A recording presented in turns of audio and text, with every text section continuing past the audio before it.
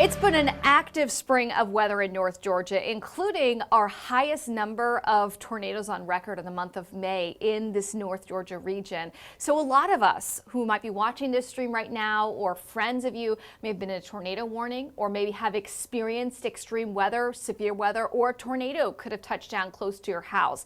And your experiences might actually help scientists better understand how people get weather information and take response and take preparation of severe weather. Joining me now to talk about this is one of the study's research associates, Taylor Macieg, associate at the University of Oklahoma's Cooperative Institute for Severe and High Impact Weather Research and Operations. Thank you for joining me today, Taylor. Yeah, thanks for having me. It's great to be here. So tell me first about this study. What's the motivation for it, and what type of information are you trying to collect through all this research? Yeah, so Tornado Tales is a survey effort that we're working on that is an opportunity for you all to share your story. We want to hear everybody's story, everybody's experiences with tornadoes. And as you said, you've had a pretty active tornado season in Georgia. So we want to use this study to help understand how people are getting tornado information, tornado watch and warning information, where they're getting it from, how they're receiving it, how they're responding to it.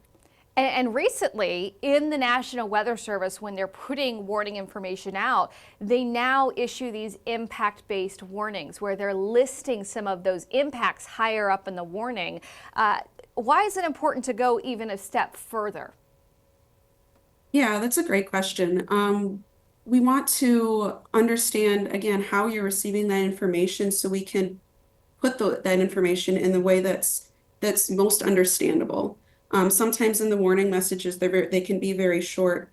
So we want to make sure that the short information is the best that it can be, because tornado warnings ultimately aren't effective if they're not reaching the people who need to hear them.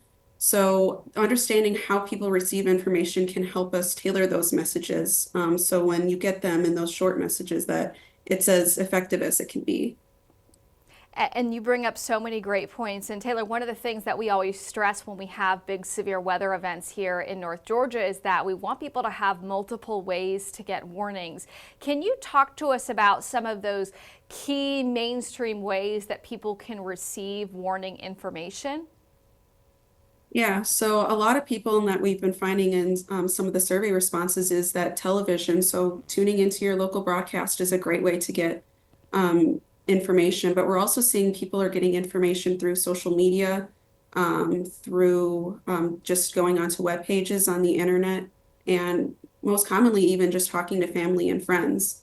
A lot of people that we've seen in the survey said that they took action because they got a phone call from a friend, from their mom, from their dad, from their sister, and that prompted them to take action. So reaching out to loved ones is a great way to get information out, but also using those ways like television, social media, going online.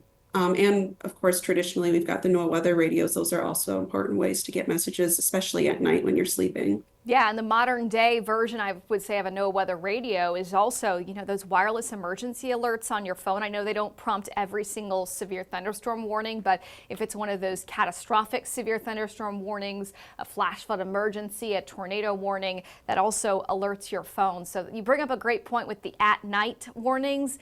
While you're sleeping and you're not able to watch TV, of course, having a way to get warnings while you're asleep and alert you if you need to go to shelter, that's really critical, especially around here with a lot of our events being nocturnal and overnight events. Taylor, let me ask you this now. This research, you're at the University of Oklahoma. How big is the collaboration effort? Are there other entities of federal agencies and other universities partnering with you on this?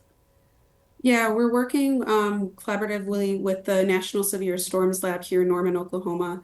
They're helping us with some of like the research and outreach. But we're also partnering with National Weather Service forecasters. We've reached out to them and asked them to help share the survey when they go out and they do either damage surveys or just on social media, and with broadcasters as well. It's helpful to have conversations like this, and partnering with you guys to help us spread the word about taking this survey.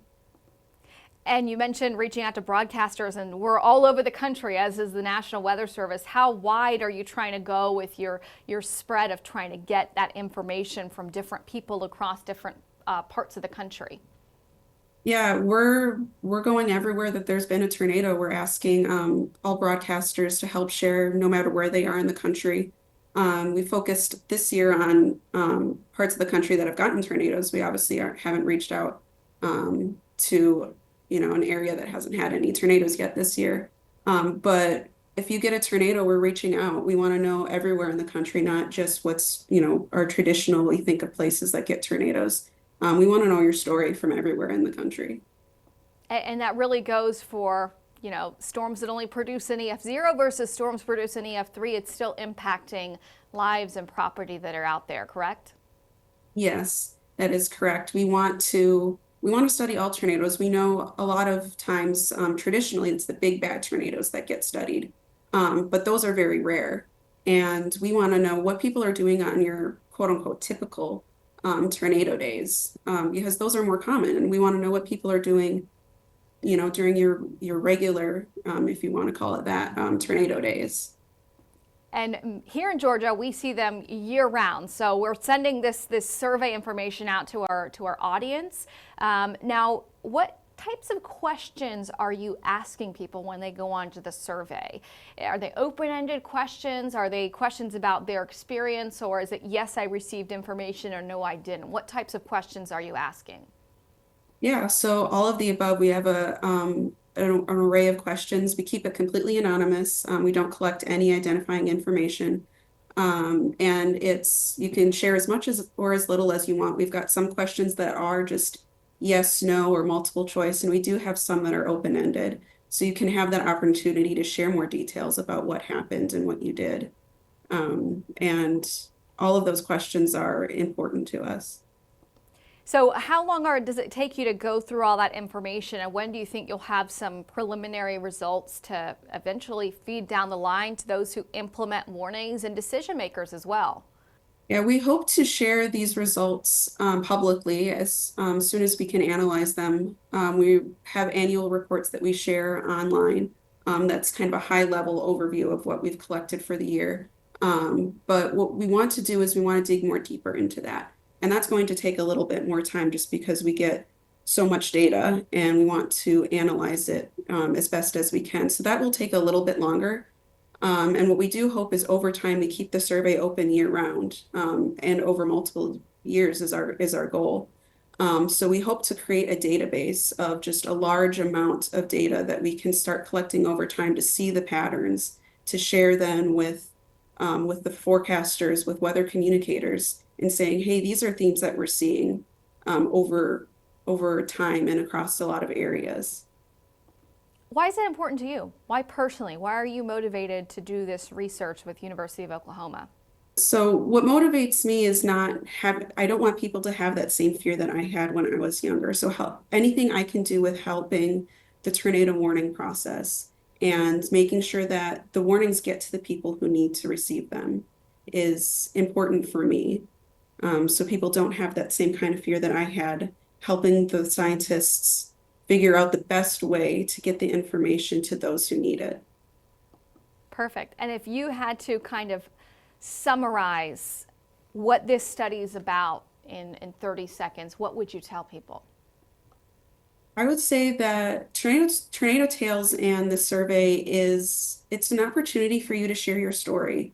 We're doing this research because we want to help people receive the best information that they can get in the places that they're looking. And it's a way for everyone to share their experience. Taylor Maciag, I really appreciate your perspective today. We hope that our viewers watching this right now will take that survey, take part in being a kind of a citizen scientist, sharing their experience to help improve warnings and how people absorb that warning information and take action. Because at the end of the day, improving that warning communication helps save lives. Thank you so much. Thank you.